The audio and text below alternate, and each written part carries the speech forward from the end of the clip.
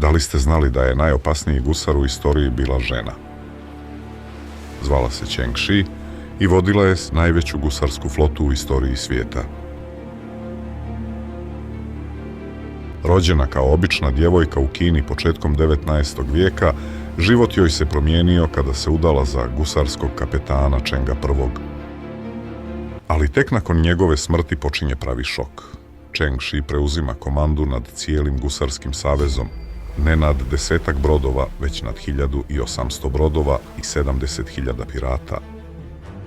Nijedan gusar ni na Karibima ni u Europi nikada nije bio blizu takve moći.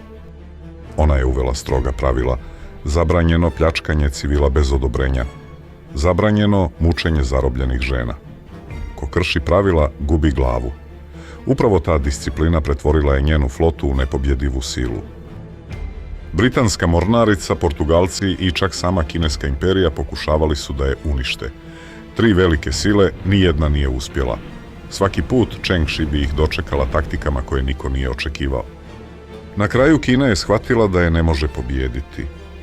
Umjesto rata ponudili su joj mir, potpuni oprost, bez kazne, bez suđenja.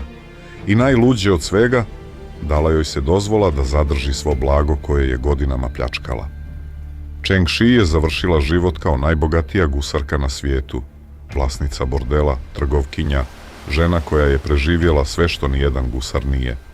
Dok su ostali završavali na vješalima, ona je otišla u penziju kao legenda,